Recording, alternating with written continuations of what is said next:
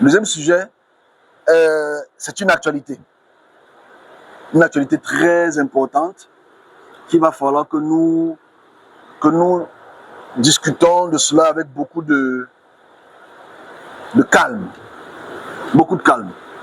Et si on ne m'entend pas derrière, je suis désolé.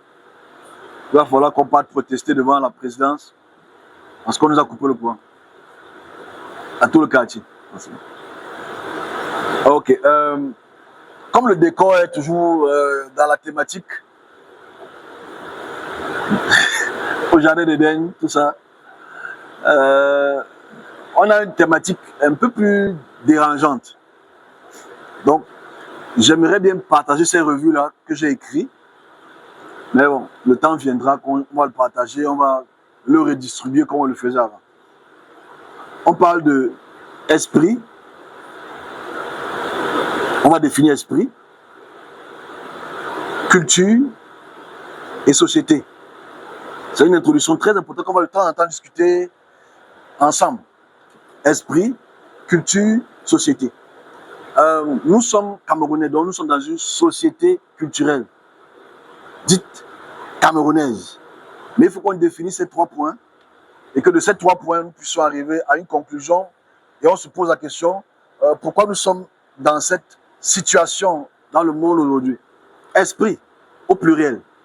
Les esprits, ce sont des forces qui agissent, comme je le dis toujours, sur des individus, qui ont le pouvoir sur les individus, qui influencent les individus, qui influencent les nations, qui influencent même les services, les esprits en général. Les esprits ici, ça veut dire les puissances qu'on ne voit pas, malheureusement, ou que tout le monde le voit, malheureusement, mais qui ont une activité sur les sociétés. Ça, c'est une définition rapide. La culture, c'est un ensemble de traits distinctifs qui caractérisent un groupe à travers leur peau, leur langue, leur divinité, leur spiritualité, leur trait culinaire. Ça, c'est une culture. Quand on dit la culture bamileke, c'est que la culture bamileke, ils ont une façon de parler, une façon de manger, une divinité spécifique. C'est ce qu'on appelle la culture. Et toute culture associe des groupes d'humains. Donc, l'association culturelle est automatiquement liée au spirituel. Dans tous les peuples du monde. Si aujourd'hui on se dit Camerounais, on se dit Sawa, on se dit Fang, on se dit etc., c'est qu'on a des traits culturels. Ces traits culturels nous lient distinctivement des autres. On parle telle langue, on a tel trait caractéristique physique, on a une divinité spécifique, on a une façon de prier spécifique, on a un mode opératoire spécifique qui nous distingue des autres cultures, sociétés. Mais maintenant, ces 3 facteurs que j'ai illustrés tout à l'heure, on doit essayer de le comprendre. Parce que je commence toujours par le mot esprit. Parce que c'est l'esprit qui réunit la culture. C'est l'esprit qui crée la culture. Parce que l'esprit veut que tu l'adores de telle manière, veut que tu parles de telle manière, veut que tu pries de telle manière, veut que tu sacrifies de telle manière, ne veut pas que tu t'associes à l'autre de telle manière et te distingues dans notre groupe culturel. Donc, c'est-à-dire, par exemple, les Sawa qui adorent les divinités de l'eau sont distincts des frères de l'Ouest qui adorent les divinités des forêts. Distincts. Ils ont des traits distinctifs qui séparent culturellement les deux. Linguistique, culinaire et spirituel. Donc, quand on va sur nos frères de l'Ouest, ils ont des traits culturels, spirituels distincts des traits culturels Sawa. Donc, ce qui lie la société Sawa et ce qui lie la société Bamileke, c'est l'esprit. C'est pas ça que je comprends. Parce qu'aujourd'hui, on aime bien mettre toujours de côté l'esprit, mais pourtant, c'est absolument incongru de le faire. Donc, quand un Sawa s'assoit avec un Grassfield, il y a des traits distinctifs. C'est-à-dire, un Sawa s'habille en chemise blanche et il met son pagne. Il lève le col. Tu sais que c'est il est dans la place. La chemise est tellement blanche que l'amidon même se dit, laisse-moi. Parce que la chemise peut rester même debout, même si le gars sort de là. Parce que l'amidon est prêt.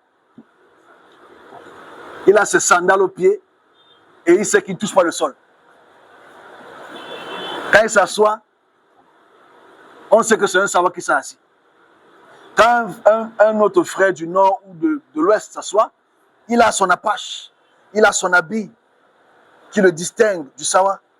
Et s'ils vont dans les forêts, s'ils vont prier, ils ont leur méthode d'appeler leur divinité qui sont distinctes les uns et les autres. Donc ce qui lie la société sawa et ce qui lie la société du Grasfi, ou ce qui lie la société de Logon et Chari, ou ce qui lie la société Fangbeti, c'est les traits culturels qui sont distinctifs de leurs différentes divinités de tutelle. On ne doit pas se mentir. Ce n'est pas seulement un facteur camerounais, c'est un facteur mondial. On va un peu dans les autres pays. Ce qui distingue l'Israël de l'Iran, c'est les traits culturels. Les uns sont des judaïques ou des sémitisants judaïques. Et les autres sont des chiites. Parce que les Iraniens, c'est des chiites. Donc, les traits distinctifs, c'est que un adore Allah, l'autre adore elle, ou Yahvé. Ce sont très distinctifs. Ils s'habillent différemment, ils parlent différemment, ils adorent différemment. Et forcément, ils ont des traits culturels qui sont distinctifs, même s'ils sont tous sémitiques. Même si nous sommes tous camerounais, on a ces traits distinctifs-là. Et c'est important qu'on introduise ce sujet, c'est parce que je pense que quand on voit une société lutter contre une autre société, on ne comprend pas le trait spirituel. Ok?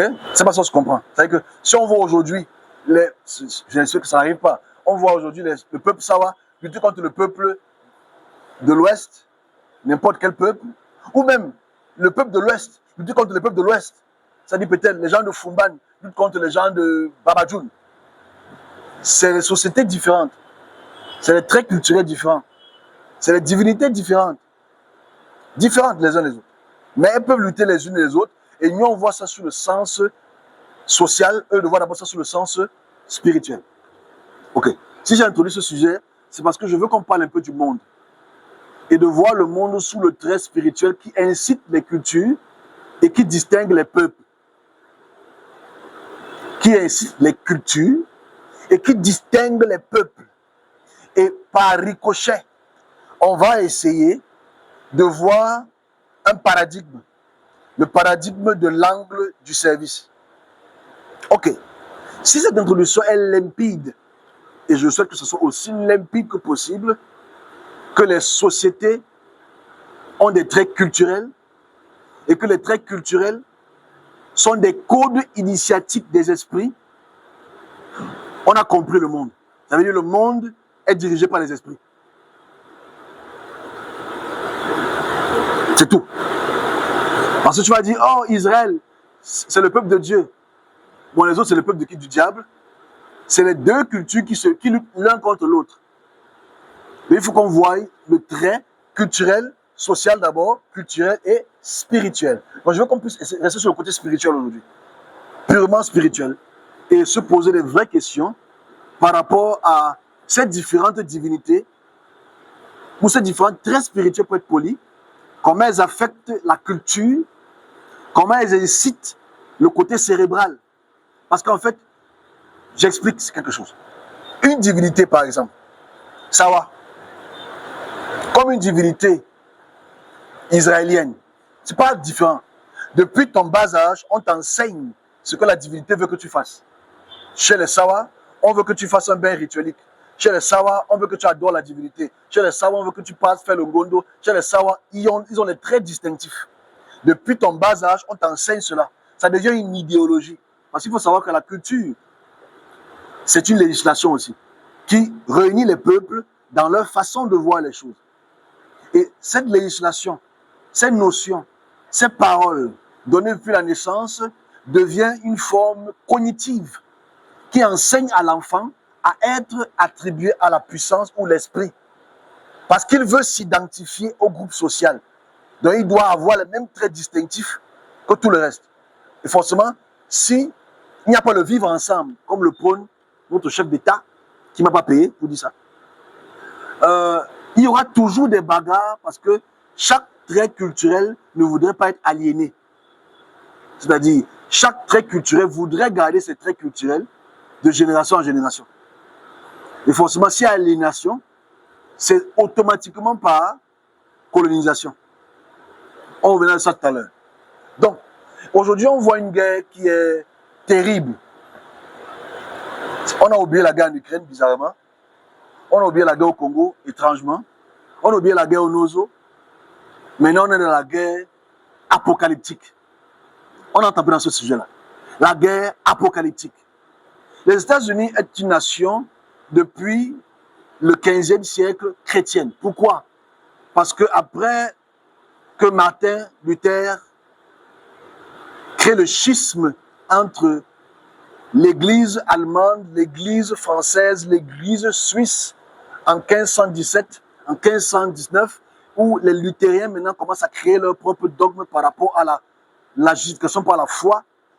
Il y a cette séparation-là, en fait.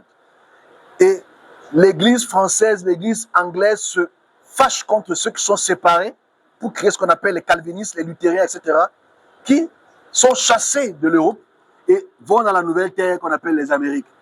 Ils créent dans les Amériques, créent les 13 colonies qui sont purement chrétiennes. Purement chrétiennes. Donc, les États-Unis est une nation chrétienne apocalyptique. Je dis encore, les États-Unis, c'est une terre chrétienne apocalyptique parce que quand eux ils sortent au 16e siècle, au 17e siècle, à cause des persécutions des catholiques, parce qu'il faut savoir qu'en Europe, il y a eu autant de persécutions pour les chrétiens. Je parlerai du christianisme tout à l'heure. Et quand ils sortent de là, ils vont maintenant aux Amériques, ils voient les Amériques comme une terre nouvelle, la Nouvelle Jérusalem. Ils créent donc des multitudes d'églises, créent des législations, et les États-Unis, c'est une nation, même si c'est franc-maçon, parce que les pères des Amériques sont tous des sociétés maçonniques sorties d'Angleterre et de France. Ce n'est pas le sujet, mais c'est important de le dire. Mais ils fondent dans les 13 colonies, et ces 13 colonies-là ont cette envie de dominer le monde et d'apporter ce qu'on appelle hâter la venue du Messie. Dans ces groupes-là aussi, les Juifs sont persécutés. Ils vont aussi aux Amériques, ils vont à New Orleans, ils vont automatiquement à New York et créent des sociétés judaïques qui prônent ce qu'on appelle aujourd'hui le sionisme. Là, on est en 1666. J'explique parce qu'en 1666, il y a des groupes messianiques qui se lèvent pour dire que, pour apporter une idéologie très importante qui se trouve encore aujourd'hui, c'est-à-dire comment est-ce qu'on peut faire pour rendre la prophétie d'Ésaïe chapitre 1 vraie. La prophétie d'Ésaïe 1 dit « Tous les peuples viendront vers la terre de Jérusalem et il y aura une guerre. Cette guerre, c'est la guerre de Gog et Magog qui va apporter la fin du monde et que le peuple Israël va être vainqueur. Et ainsi donc, le Messie viendra, entre guillemets, pour être roi du peuple. Mais avant d'aller à ce point-là, il faudrait d'abord rectifier que cette écriture, ce texte d'Ésaïe, est écrit à la période perse, à cause des persécutions des Juifs qui veulent un Messie pour les sauver. C'est le contexte. Donc, ce contexte doit être pris en considération. Je vais toujours le répéter aujourd'hui.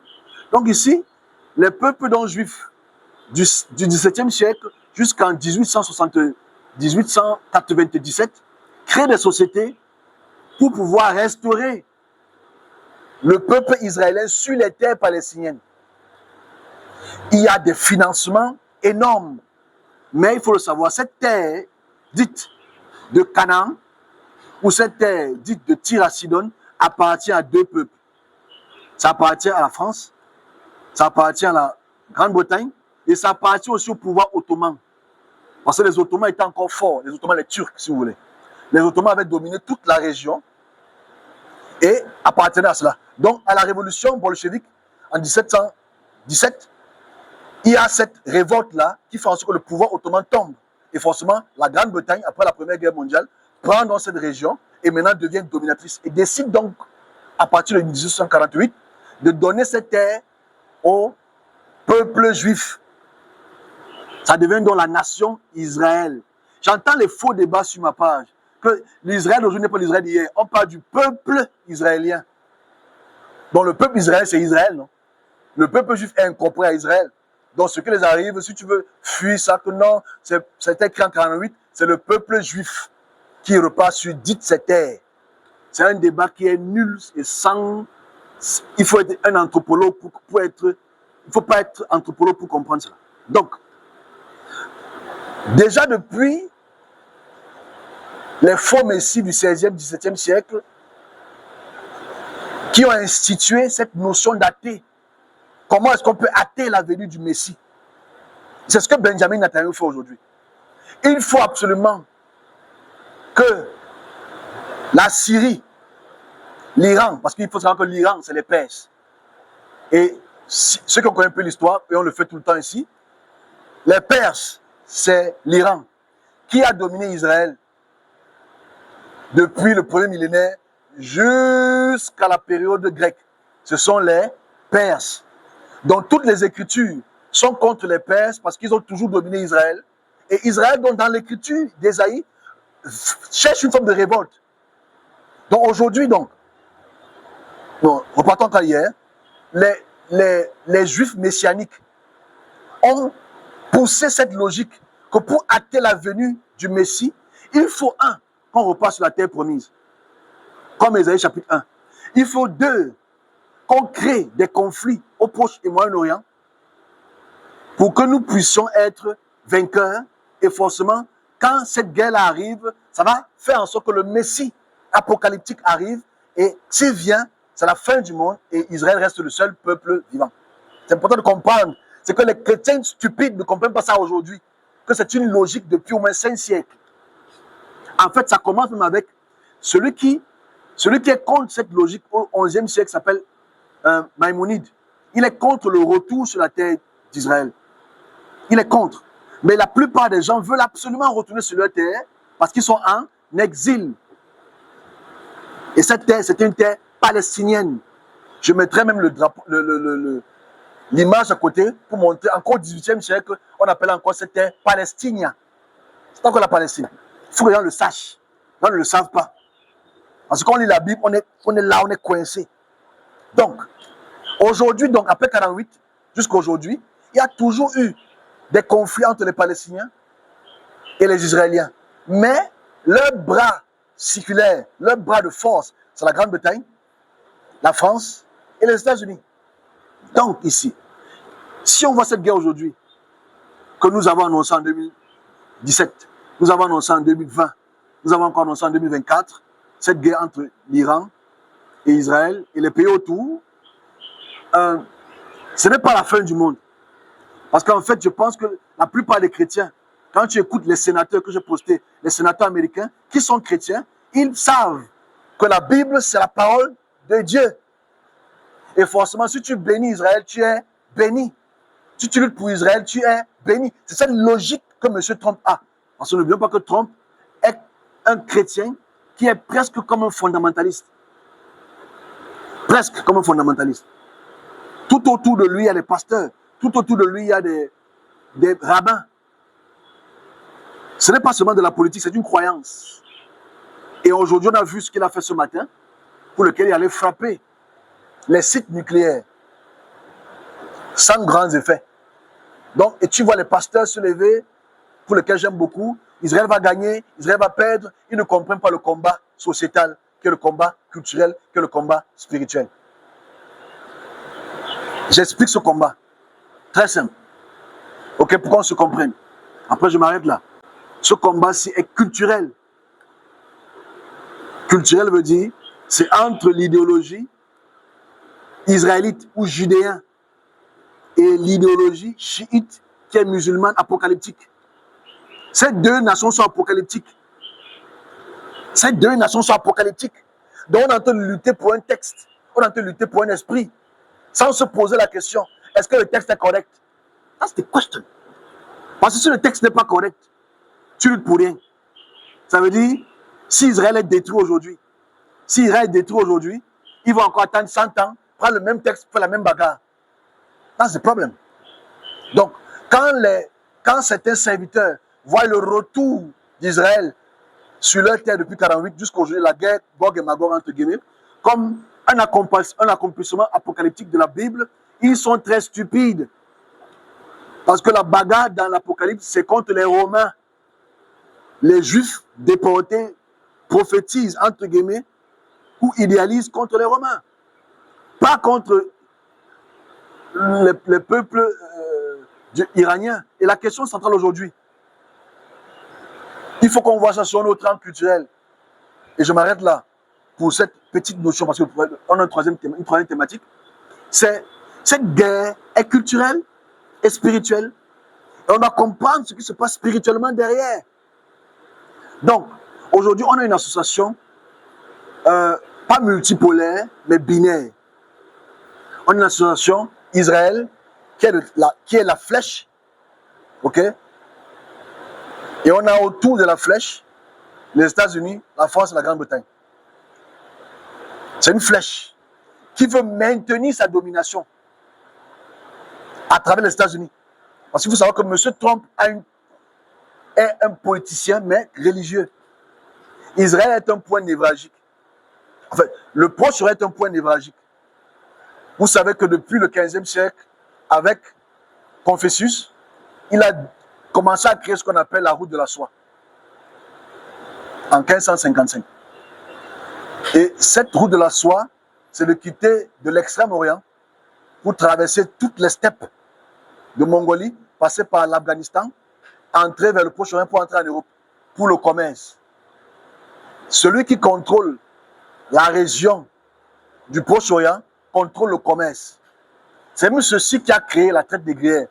Parce que au 15e siècle, cette route est bloquée par les Ottomans. Et forcément, les Portugais sont appelés à traverser toute la côte ouest et la côte est pour entrer dans les côtes africaines.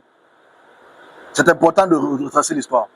Donc ici, ce qu'il faut comprendre, c'est que c'est une guerre spirituelle. Mais on a la flèche Israël, États-Unis, Grande-Bretagne, France, qui veulent le combat parce qu'ils veulent maintenir leur pouvoir et maintenir le commerce du Proche-Orient qui a le pétrole et beaucoup de ressources. Mais derrière cela, il y a le bras invisible derrière l'Iran, l'Irak, aujourd'hui, qui est la Chine. Parce que la Chine supporte l'Iran. Parce que l'Iran produit le gaz pour lequel la Chine doit avoir. Parce que la Chine est une mégalopole, en fait, si je peux le dire ainsi, qui produit beaucoup et a besoin d'énergie. Pas seulement venant de la Russie, mais venant aussi de l'Iran. Parce que l'Iran produit. Voilà pourquoi Trump veut ce combat. Parce que s'il a ce combat, ça fait tomber la Chine. Parce que la Chine va être moins productive. Est-ce qu'on se comprend? C'est géopolitique ici. Donc la géopolitique voudrait que pour que la Chine, la Russie et l'Inde ne puissent pas être dominants, il faut qu'il y ait cette guerre. Est-ce qu'on se comprend? Maintenant, les gens qui parlent de la fin du monde ne comprennent pas que c'est géopolitique, et spirituel, et culturel. Donc, la Chine doit mettre son bras derrière. On a vu ce qui s'est passé la semaine passée. Moi, je mets toutes les images. Hein. On a vu le cargo chinois qui était dans cette région-là. Ils sont venus donner quoi? Tout le monde sait qu'ils sont venus donner les armements. C'est un fait. La Russie est derrière. Elle pousse aussi. L'Inde regarde. L'Afrique observe. Et on voit la montée de l'Afrique, à part les fondamentalistes stupides chrétiens, voient que cette guerre, elle n'est pas ordinaire. Et ils ne veulent pas suivre Israël ni la France. Parce que Netanyahou a une culture depuis sa jeunesse par rapport à son parent, qui était un sioniste, fondamentaliste, radicaliste, extrémiste. Voilà pourquoi il veut éradier les gens qui habitent sur la terre de Gaza pour donner ça aux colons. Donc il a cette idéologie. Et pour continuer à le faire, il faut qu'il fasse une guerre pour qu'on oublie la guerre de Palestine. Parce que vous devez savoir cela. Depuis une semaine, on ne peut plus de la Palestine. Mais il continue à casser. Donc Netanyahou est un stratège politique. Et les Américains, la plupart ne veulent pas cette guerre. Parce qu'ils voient la chute. Parce que l'Iran ne peut pas perdre. L'Iran peut être brûlé, mais l'Iran ne peut pas perdre. Pourquoi? La superficie d'Israël, c'est 23 km. La superficie de l'Iran, je ne le dis pas. La population d'Israël, ça peut pas 9 millions. La population d'Iran, je ne le dis pas. Donc tu ne peux pas finir l'Iran. Donc, il faudrait que les conseillers de Trump réfléchissent. Parce que la Chine a gagné. C'est fini, la Chine a gagné. Pourquoi je le dis? Je conclue. J'ai expliqué ici en 2020, le 1er mars, l'éclipse. J'ai dit, à partir de ce moment, si la Terre change, les puissances vont tomber, d'autres vont s'élever, etc. Je l'ai expliqué le 1er mars 2020, par rapport à l'éclipse. L'éclipse ici, la Lune, c'est la puissance occidentale. Et on voit ce que l'Occident vit. On voit ce que la France, personne ne veut plus la France, personne ne veut plus la Grande-Bretagne, on ne veut plus les États-Unis. Il y a une chute visible. Et les analystes, moi je le dis depuis, mais bon, aujourd'hui les gens le vivent. Et le 21 septembre 2024, l'année passée, j'ai expliqué ici ouvertement que c'est la chute officielle de l'Occident. Parce que la Lune est passée derrière le Soleil, étant fumée. Avec cette guerre-ci, elle est automatique. Donc, de plus l'Occident veut lutter, de plus elle va aller en arrière. Donc, il faudrait donc, comme il a commencé à frapper Iran ce matin, ça va réveiller tout le monde. Ça va pas faire une troisième guerre mondiale. Non, c'est une guerre de proxy. Ça veut dire que c'est une guerre pour laquelle les proxys ne vont pas se présenter, les proxys vont seulement aider. Et tu ne peux pas gagner un grand pays guerrier comme l'Iran. Donc quand j'entends certains serviteurs dire l'Iran va être frappé, c'est normal que l'Iran soit frappé. C'est normal que l'Iran va être frappé. Mais Israël va être brisé. Brisé. J'explique pourquoi l'Iran va être brisé. Écoutez ceci. Je conclue par là. Ceux qui étaient en 2018 vont se rappeler de cette expression visuelle. En 2018, je suis transporté à Jérusalem. Pas Israël. Transporté à Jérusalem. Mais les serviteurs, écoutez, c'est garder ça dans votre tête, c'est très intéressant. Je suis transporté à Jérusalem, il y a un ange derrière moi. Ou ce que vous appelez ange. Ce n'est pas Dieu. Je suis à Jérusalem. Jérusalem. Pas Israël. Gardez ça en tête. Ça va beaucoup vous servir dans 1 an ou 2 ou 3. Keep it in head. Jérusalem. Et il y avait des souffrances un peu partout. Je suis dans les airs. L'ange est derrière moi. Il me dit, regarde. Ensuite, après quelques instants, je vois les vieux, les jeunes, les pères, les enfants courir les uns les autres et s'enlacer. Et s'enlacer. Et s'enlacer les uns les autres. Je continue à faire mon ascension.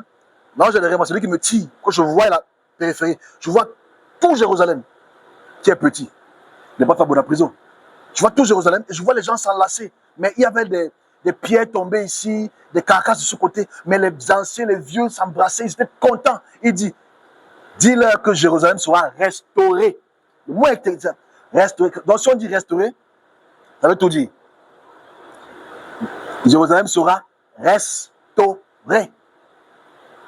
Ça c'est le 23 mars 2018 que j'ai dit ça. Bon, j'étais encore chrétien, donc je me disais que c'est l'église qui va être restaurée. Ça n'a rien à voir avec ça. Ça parle de Jérusalem, parce que dans Jérusalem, il y a toutes les nations autour, il y a toutes les cultures autour, et cette guerre va faire en sorte que Jérusalem n'appartiendra plus à. Donc, le temps viendra où cette région qui est en guerre aujourd'hui va être restaurée, mais pas maintenant. Mais si c'est restauré, vous êtes des francophones, c'est-à-dire quelque chose l'a détruit, quelque chose a été pris pour qu'on puisse la restaurer. Donc cette guerre-ci ne peut pas être gagnée par Israël. Pourquoi? Parce qu'on arrive à la chute de l'Occident. Oui, l'Iran va être frappé. C'est pas grave de te frapper ce matin. Mais si tu frappes un pays qui a près de 800 000 km par rapport à un pays qui a 22 000 km, qui va souffrir le plus? Ceux qui vont souffrir le plus, c'est Israël et Jérusalem. C'est un petit pays, pas le chanteur. Donc, c'est important de faire le lien pour arrêter les débats. Oui, parce qu'on va me dire, moi je parle en tant qu'autorité visuelle. Cette guerre, je l'ai vue depuis, je l'ai annoncé, beaucoup de gens n'ont pas cru. Je ne suis pas pour la guerre. Et en parallèle, les puissances ou les esprits qui incitent la guerre, qui incitent les conflits les uns les autres, qui incitent les bagarres, ce sont les puissances. Les esprits veulent que tu gardes ta culture, veulent que tu gardes leur texte, veulent que tu combats les uns les autres. Le service doit faire les choses différemment. Tu ne peux pas venir dire à l'écran, parce que tu mens, en disant que Dieu a dit qu'il va frapper Israël. Tu mens. Dieu va frapper l'Iran, pourquoi? Parce que tu es le peuple de Dieu. Quel peuple de Dieu? Le peuple de Dieu qui fait le plus de mal sur terre. Il faut arrêter ça. Le service est là pour annoncer les événements, pour apporter la paix et la calmie. Pas pour frapper. Le Créateur ne frappe pas un pays. Ce n'est pas un Baal. Ce n'est pas un Hadad. Ce n'est pas un Yahvé.